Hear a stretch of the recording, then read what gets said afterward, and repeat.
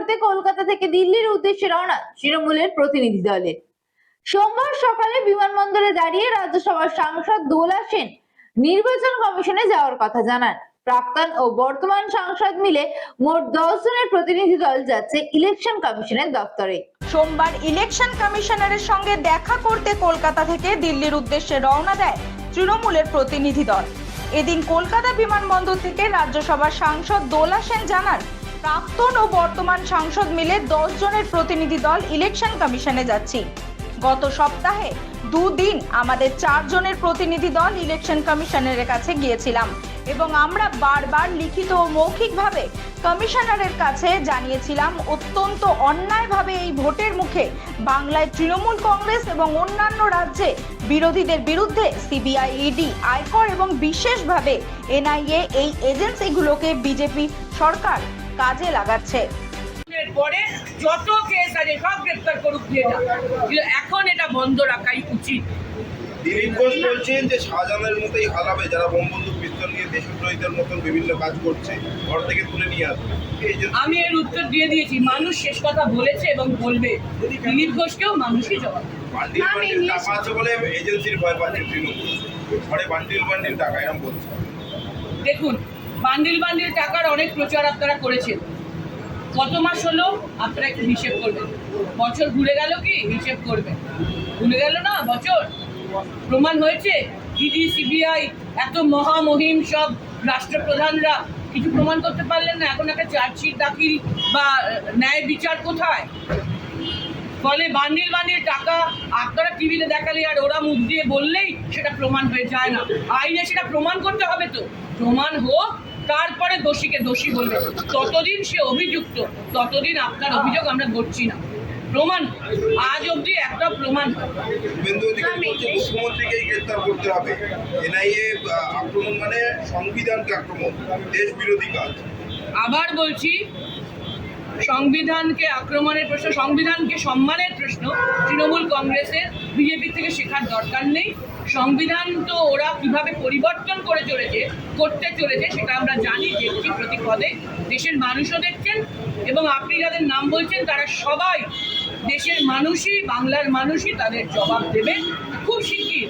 21-এ দেখেছেন, আবার 24-এ খুব শিগগির তার জবাব পাবে। 2021-এ আপনাদের দলে যিনি ভোট কুশলী ছিলেন প্রশান্ত কিশোর, তিনি বলছেন যে বাংলায় লোকসভা নির্বাচনে বিজেপি 1 নম্বর হবে। আমি আবার বলছি, আমি একই উত্তর বারবার দেব। আমরা বিশ্বাস করি 21-এ মানুষ এবং মানুষের নেত্রী শেষ কথা বলেছিলেন বাংলায়, 24-এও তাই হবে। মানুষ এবং মানুষের নেত্রী শেষ কথা বলবেন বাংলায়, দেশেও মানুষই শেষ কথা বলবেন। আপনারা একটু ধৈর্য ধরুন, ভোট তো এসে গেল। 4 জুনের পরে আপনারা আর এই প্রশ্ন করবেন, দেখবেন এই মানুষ জবাব।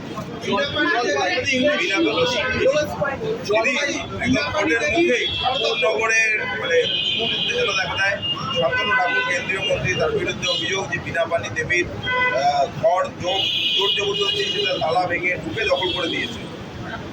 দেখুন, কালকে একজন মন্ত্রী এবং এক্সিস্টিং মন্ত্রী কেন্দ্রের এবং প্রার্থীও বটে, তিনি কিভাবে আইন নিজের হাতে তুলে নিচ্ছেন সেটা সবাই ছবিতে দেখেছেন, ভিডিওতে দেখেছেন। এটা তো কোনো বানানো গল্প নয়, আমাদের সবাই ছবিতে দেখেছেন। তো তাতে কি ব্যবস্থা হয়? এফআইআর করা হয়েছে, আইনের ব্যবস্থা নেবে। আমরা তো আইন নিজের হাতে তুলে নিই না, ফলে আমরা বলতে পারবো না আমরা ঠিক জায়গায় জানিয়েছি, নিশ্চয়ই আইন তার ব্যবস্থা নেবে। জলপাইগুড়িতে একটা ঘটনা ঘটেছে, আপনাদের দলেরই একজনের এগেনস্টে অভিযোগ, সিপিএম এর পঞ্চায়েত সদস্যদের টাকার লোভ দেখিয়ে হুমকি দিয়ে আপনাদের দলে জয়েন করানোর অভিযোগ। আমি আবারও রিপিট করছি, এইসব প্রশ্নের সব উত্তর আপনারা পেয়ে যাবেন 4 জুনের পর। মানুষের উত্তর দেবেন। যা যা প্রচার হচ্ছে, এমনকি দুঃখিত আমরা কথা বলার জন্য, আপনাদের মাধ্যমেও যেসব অপপ্রচার হচ্ছে, এর জবাব মানুষ দেবে। 21-এ দিয়েছেন, 24-এ আবার हम बोलना चाहते हैं कि বাচ্চাকে সঠিকভাবে বড় করতে, যদি বাচ্চাকে ভালো করে বুঝতে পারি, জানতে পারি, চিনতে পারি, তাহলে কিন্তু আমাদেরকে মানুষ করতে অনেক সহজ হবে। আমরা একটা উপায় আমাদের কাছে আছে, DMIT, demographics multiple intelligence test. আমরা আজকে একটা অদ্ভুত জিনিস নিয়ে কথা বলবো, যেই জিনিসটা আমরা সবাই চাই বাচ্চাকে সঠিকভাবে বড় করতে, এবং বাবা মা হিসেবে বাচ্চা যাতে বাবা মার চেয়েও আরও ভালো শাইন করে, আরও ভালো যেন কাজ করে, সেটা সব বাবা মাই চায়। এর জন্য আমরা যদি বাচ্চাকে ভালো করে বুঝতে পারি, জানতে পারি, চিনতে পারি, তাহলে কিন্তু আমাদেরকে মানুষ করতে অনেক সহজ হবে। আমরা একটা উপায় আমাদের কাছে আছে, যেই একটা টেস্টের মাধ্যমে, সেই টেস্টটার নাম হচ্ছে DMIT, demographics multiple intelligence test.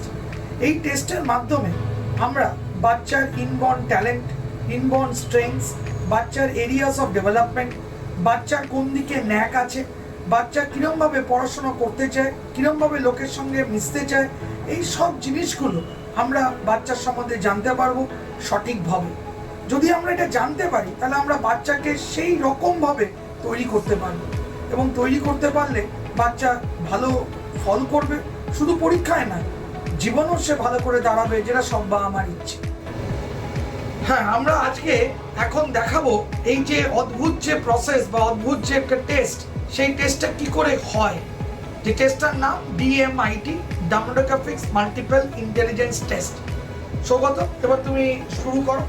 আমরা একটা ফিঙ্গারপ্রিন্ট মেশিন নিয়ে এই কাজটা করা হয়, এবং এই ফিঙ্গারপ্রিন্ট মেশিনে কিন্তু শুধু DMITর জন্যই কাজগুলো করা যায়।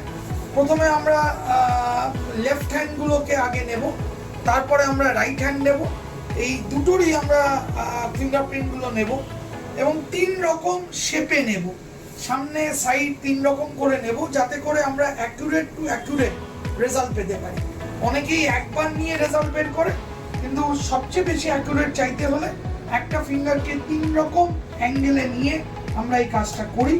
আপনারা দেখতে থাকুন কীরকমভাবে টেস্টটা হচ্ছে, এবং একটা সফটওয়্যারে আমরা এই ফিঙ্গারপ্রিন্টসগুলোকে তুলে নিচ্ছি, এবং তুলে নেওয়ার পরে আমরা সেই রিপোর্টটা, যেই কাস্টমার আমাদের সঙ্গে করলেন রিপোর্টটা, সে ওই রিপোর্টটা পায়, এবং তারপরে আমাদের একজন সাইকোলজিস্ট আছে, যিনি টোটাল রিপোর্টটার উপর একটা কাউন্সেলিং করে, এবং সেই কাউন্সেলিংয়ে একটা entire discussion between the parent and the councillor হয়, যাতে করে বাবা মা বুঝতে পারে তার কোথায় স্ট্রেংথ, তার কোথায় এরিয়াস অফ ইমপ্রুভমেন্ট, তার পার্সোনালিটি, তার কি ইচ্ছে অনিচ্ছে, পড়ার স্টাইল, এবং কোন দিকে সে বড় হয়ে ভালো রোজগার করতে পারবে, বিজনেস করবে না চাকরি করবে, চাকরি করলে কোন স্ট্রিমে যাবে, সব কিছু সে কিন্তু বিশদভাবে বাবা মা জানতে পারে।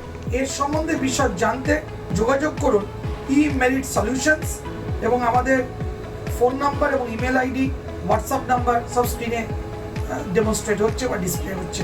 Thank you.